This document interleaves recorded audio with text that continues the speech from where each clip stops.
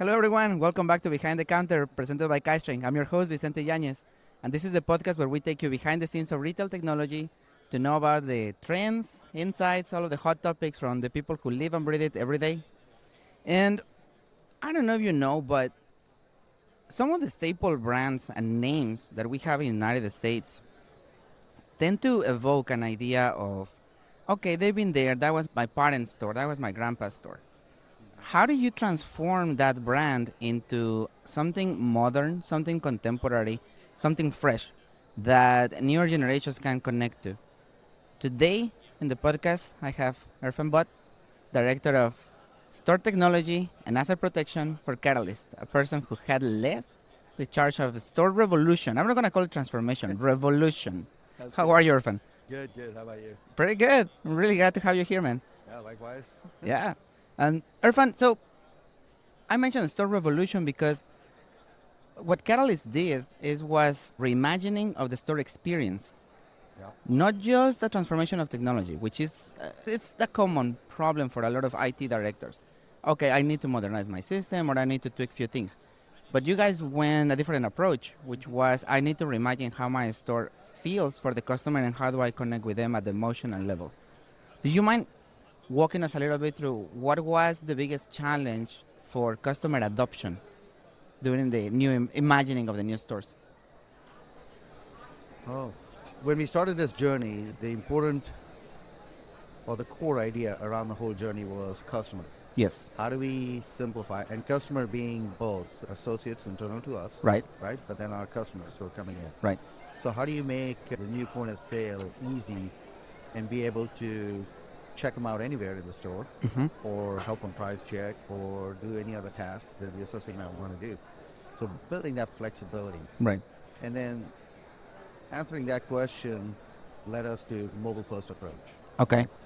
And it wasn't really, it was sort of a journey across all of our business stakeholders, asking what their idea was, what their, pie in the sky, right?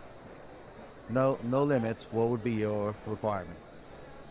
And as you remember, you were part of that journey. We collected quite a bit, understanding everybody. And through that, as we did the analysis, as we did the discussions, we evolved into the whole mobile first approach. I would say that one big differentiator on the success on this project was that the buy-in of all of your business areas, that there was an effort that everyone was participating in. It was not something that IT or just point of sale was pulling forward, right? Exactly. And that was critical for us at the start of the program to make sure all of our stakeholders, doesn't matter which business area, right? Even digital marketing, everyone had a seat at the table. We capture their ideas and now develop this program. Because once you have that buy-in, then likely you're going to succeed, right? Yeah. Without that, you hit a lot of bumps, sometimes hurdles, and then the program can start to fall apart. I've been in programs where every step of the way is a battle. It's a battle upwards, having to convince everyone about the spirit of this change. Exactly. Because in the end, it might represent a bigger change for some people and for some of those stakeholders than others, right? Exactly. Because you're altering also maybe the way of working. Absolutely. So let me ask you this other one. With a mobile first, a customer-centered one, how do you manage the friction regarding not make it more difficult for your home office associates, right? You're going to give them tools, you're going to give them a new platform or set of platforms, but not make their jobs difficult. How do you go about that? No, and that is one of the core tenets of the program too, right? Simplicity. So we want to make sure we're not just going after shiny objects. Right. Being mobile first means a lot, but at the same time, we wanted to make sure there was flexibility. So, as you know, within JCPenney, there's 5 distinct businesses. Yes. Right. Now, to seamlessly navigate that for a customer or even for an associate to move through those areas using one single device would be huge. And being able to pivot, not just from a point of sale that I can do a checkout for you on the floor, wherever, but also to be able to go do inventory, or do markdowns, price checks. Yeah. If you're walking by and happen to see a customer, hey, let me check this for you.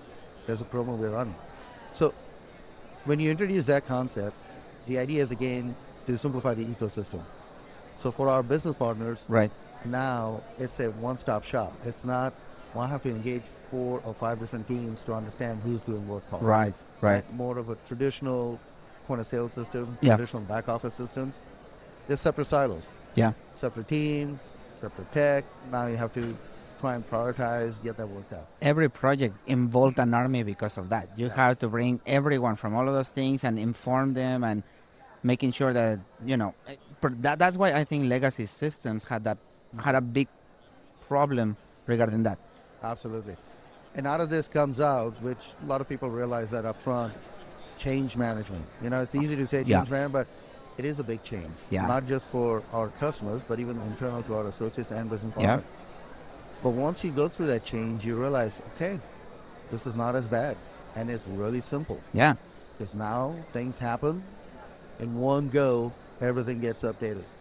Yeah. Or even if you make a single price change, it goes through everything. And it's one ecosystem, one set of hardware.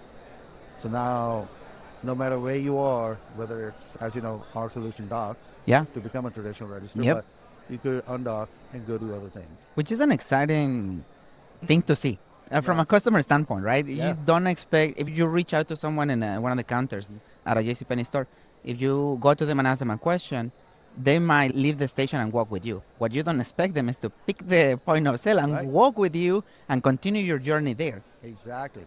And those are the use cases we're going to evolve into. Yeah. Right? Right now, the idea is, okay, once we level the playing field, then the idea is how do we now evolve that experience, that journey?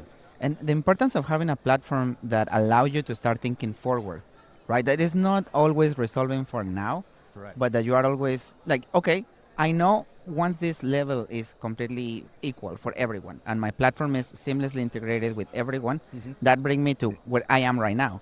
But I am already thinking 3 steps ahead, where I'm going to go. Exactly. You have to plan out 5 to 10 years. Right? You got to see. And that's part of what NRF is great about. Yeah. You get to see the trends, from a research development standpoint, even startups, to see where the investments are going. Yeah. Kind of gives you and sets the trend a little bit to understand, okay, this is where next 2 to 3 years. Yeah. For today, it's all about AI, right? That's the hot topic, right. 100%. From last year to this year, now more investments. Yeah. We are seeing some very specific use cases coming out of it. Yes. And that is key. Yeah. But is it still there to help us completely? Not yet. Nope. I agree with you. There's some foundation that has to be built. And I think what it's going to help us do more, just like we did in our program, breaking down some of the silos across the business teams. Yeah. So we can understand when you ask for something, it's now no longer individual teams. Yeah. It's now across the ecosystem. An enterprise holistic view. Exactly. Yep. So now you see that. Similarly, AI is going to help us break those silos. Yeah. Because now you're going to focus on the foundation and understand, okay, data. Yeah. It's so simple when we say that. Yeah. And even similar to change management, simple. But once you start to dissect it, you'll start to understand the complexity. Yeah. And that's when you realize, okay, now I know how to build this plumbing. Yes. Yes. So I can actually have a data, the layer that I need. So now I can introduce AI, automation. You're talking a very systematic approach to this revolution, to this transformation. Because what I want to get out of you on this question or on this part of the conversation is precisely that, your experience after having done it, because you already went through it, but you went through it in a manner that allowed you to go step by step, yet non-stopping. Because the part of the project that I was in, we were always like pushing forward and pushing forward and pushing forward and not turning back. Right. Like it was always forward fixes and, very carefully because we didn't want to disrupt the business. Our business, I remember the business partners were right with us, side by side.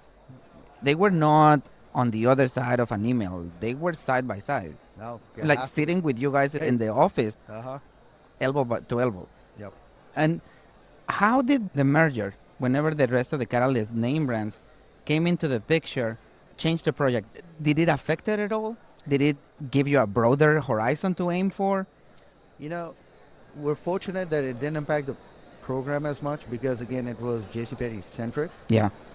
But from a broader horizon, absolutely, because what it did, some of the learnings now we've gained, as we are deploying and converting stores at this point. Lessons learned we can apply now to other brands. Yeah. And understand, because they too have gone through, I won't say a similar journey, but somewhat of actually a modernization effort. Okay. So when you go through that, but then you go through a transformation, there's maturity that comes with that. And you start to understand some of the complexity in terms of foundation and such. So we get to now apply those learnings to these other brands and see how can you now move faster. Right. With some sense of efficiency. Sure. Without disruptions.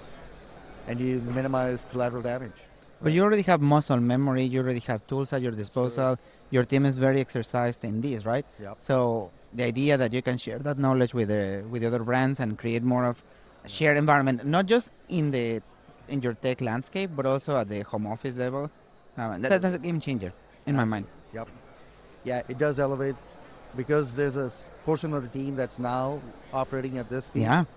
So we'll elevate the entire team, because now they're going, again, as you remember, we were huge on pair programming, partnering folks up, still continuing to live that ideology. And that's really how the team collaboration improves. Right? Yeah. When you start to help each other, knowledge sharing, simple things. Yeah. But when you do this with some level of discipline, then you're lifting the entire team up. Go ahead, sorry. No, I was just going to say, so that gives you the broader thinking that you want in the team, to what you reference, right? This is why business sits with us, because they're not them. We're part of the team. Yeah. So let's collectively work. And we have to always fall forward. Yeah. You cannot say, stop, let's no. Fall forward. Yeah. That's the only way to embrace change. Yep. Then you bring about that revolution. Talking about this idea of collaborating and sharing, what is one misconception that you would like to share, or that coming into the program and now that you finished, or not finished it, but now that you're way more advanced into this, to other leaders that may be ready to take this step, maybe just starting this journey with their own companies, their own brands? What's something that, hey, I was thinking about this at the beginning of this program, how wrong I was, or I was so concerned about it and I should not have. Is there one such thing? I would say, listen. Okay. There were some ideas, and I'm pretty sure you'll recall too, you had some ideas with the team, and it's important to listen to them, because we had a plan laid out, a very detailed plan laid out, and as we were navigating that plan, there were some folks, or some of the engineers or developers, that would hype up, hey, we could do this maybe differently. Yeah. It would take a little bit of research, but if we did it this way, there's long-term gains. Sure. So while I heard a few of them, could I have done better always, right? There's always an opportunity to do better. But listening to those few folks did make a difference. Yeah. Right? So now you go with that mindset, letting the team actually readjust some of those boundaries, the plan. Right. I'm not saying go change the whole thing, but, allow some flexibility. Then you get certain innovation that doesn't have to be on the tail end. Yeah. It now is embedded as part of your journey. It's from the beginning. Exactly. But also, I think, creates a sense of ownership. Yes. Right? Because I think it allows, for us, from the engineering side, we were up here sprint by sprint working on the things, allows us to feel that it is our platform. Absolutely. Right? Whenever a store had an issue, it's my issue. Like, I take it personally because I work on this product, on this project, on this feature, whatever it is, right? Right. The fact that it's not working as expected, or that it impacted the associate and the associates are not happy with it, I take it personally because I want to help them. Exactly. I really like that idea that it's a communication with leadership up. Yep. And you have to embrace, again, it goes right back to embracing change. With that comes empowerment, ownership, right? And pride. Yeah. The biggest thing is pride. Oh, yeah. Because when you see the associate actually using your product and going, oh man, I love this thing. Yeah. To hear those words, it's powerful. Yeah. It's a powerful motivator, and then re-energizes the team, and they go, yeah, that was us. I would say that point of sale, from my experience, point of sale is one of those systems that you can work and maybe create a longer cathartic experience. Yeah. Because, you work on something for so long. right? And then you may get the small successes along the way in which you make it work in your machine, then it goes into QA and it works, and the QA tester is like, finally, we got it right. And then you get to pilot, and your business partners are doing the pilot because you want to release safely, and they're like, give you the green light.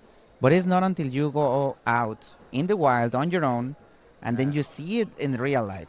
That's the test. Whenever it's another person that has nothing to do with the company, it's a real customer or a real associate. Using that one, like, And I don't think all of the systems feel like that. For example, working on a web application, just a web application that does not have interaction, you do not know who the user is. Right. You just see numbers. Okay, my application is performing right. It's the numbers on a dashboard, right? You connected. You're able to, in point of sale, you're able to connect that to a human.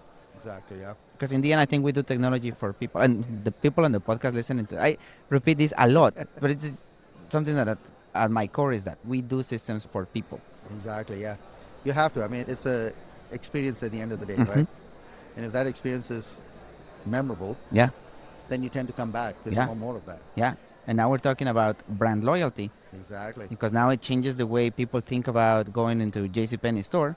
Because now I have a really cool experience, and paired with some of the features that you guys have with e-commerce, that is already, you guys already had that, by the way.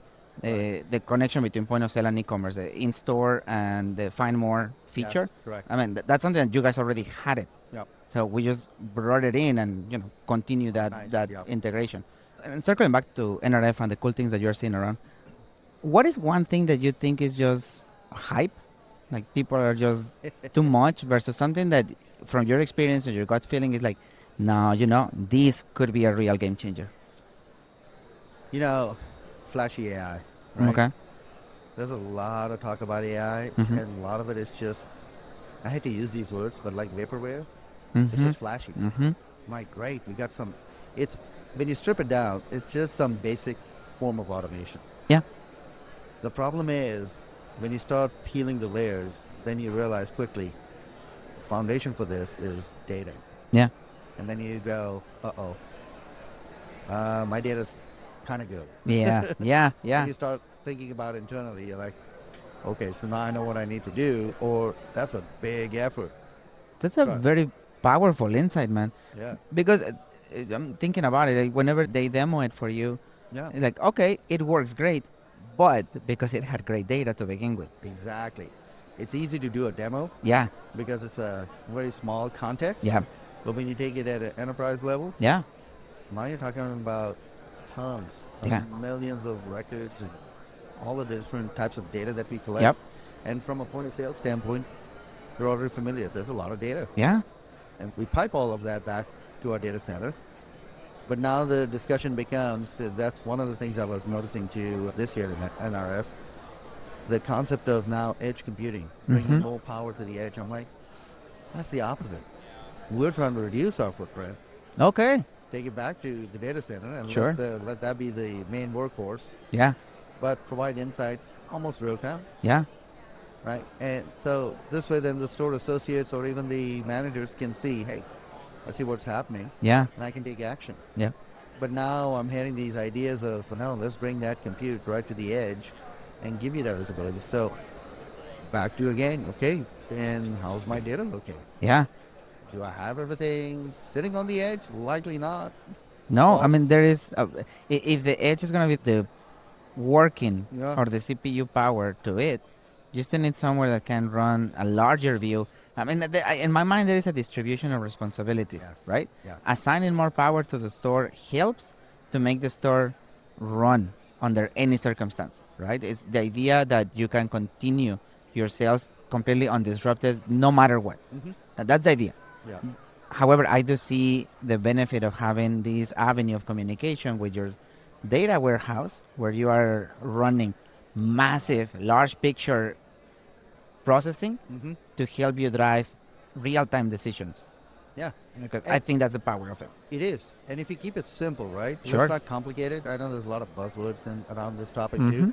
But if you just strip it down, the simplest thing is I collect all kinds of data and I'm sending it upstream. Something's going to do some analysis. Yeah. And that's where it's going to be important to understand those use cases. Yeah. What is my intent with the data? if I want to show a GM for a store, hey, here are some of the items moving, or you just sold item X in 3 hours, Right. versus some other items that are taking days, providing that type of insight so they know, okay, maybe I need to increase my inventory on some of these things Right. because they're hot items. Right. Or even to the associate also, understanding how I merchandise can have an impact Yeah. on someone looking at it and saying, oh, I like this outfit, I'm Yeah. going to buy it. How you pair things. So providing that would be huge. Yes. And it doesn't really matter where the data goes at the end of the day, whether Yeah. it's back, centralized or edge. Yeah. The point we have to ask ourselves, do I have the right use cases I define? Yes, absolutely. And then based on that, now do I have my foundation Yeah. data? Yeah. Will it support my use cases? If not, well, let's fix that before we start talking about AI generative or AI. anything Yeah, else. Yeah, exactly. absolutely. I like that. You mentioned buzzwords. What's one buzzword that you would like to remove? Like people shouldn't be even using these, man. They got it wrong. I would take out AI, seriously, because Yeah. that's what this year. If you remember a little bit of historical, Mm-hmm. back when we had mainframes, Yeah. everybody was like, it's on-prem, this is my big machine sitting, processing. Yeah. Then the concept came cloud. Let's go cloud computing. Right. It's like, okay, Right. great. And everything was moving to the cloud. Everything. But that's still someone's data center. Yeah. Housing the same Yeah. computers. You just took it off of your premise Yeah. and gave it to somebody else. I used to have this, the way I used to complain about that one because the Yeah. same. It was just, you're not doing cloud computing, you're doing cloud hosting. Right. Just because your application lives on somebody else's server doesn't mean that it's truly designed to Cloud execute computing. Yeah. in what cloud computing should be. Correct. It took a Correct. while to get to that transition, but for a while, yeah. No, we're running cloud. Nah, you're just hosting somewhere else. Exactly. Now, what came out of that was containers, which Yeah. again, we had a form of that back Yep. in the day, but that now is truly cloud computing. Yes. Right? Because now you're containerizing everything, your Yeah. app, your stack, Yeah. and you can virtually move it anywhere you want. Yeah. So, similarly now, we had Omni. Omni was another big buzzword, right, for a long time. Yeah. Omni experience. Let's make it seamless, whether it's .com, Mhm. stores, mobile, doesn't matter. Yeah. Omni. And now Omni has taken a backseat, AI has taken the main stage. Which you have a great point on that one. I agree with you. Now, I mean, at Kaizen, we still advocate for that idea that you should aim for that undisrupted experience. Our idea is that comes from customer loyalty to a brand, right? That loyalty is the greatest big thing because we see how social media is trending, what the new generations do with their Yeah. phones from the couch. Just recently, my oldest granddaughter, she was thinking about having a conversation about something, right? And she come up like, oh yeah, and sweater like this, like this, like this, and then her first thought was like to search it online and find one on Etsy, and she's like, no, look, you can Yeah. find it here. Yes. And to me was mind blowing because this 12-year-old kid, it's already thinking as a customer, Uh-huh. number one. Uh-huh. So and she still doesn't have any loyalty developed for any brand specifically. She knows Right. nothing about what Etsy is or who comes with it or whatever, right? Yep. But she's already thinking as a customer, and she already has tools that allow her to find the product that she wants. I read this other story somewhere on LinkedIn about someone finding the right clothes for a wedding party or something. Just like, Yeah. hey, from someone, their parents' phone, like, I want to look like this on the party. And it was appropriate and cool, right? But just this mentality of being already a consumer or a Mhm. customer from younger age.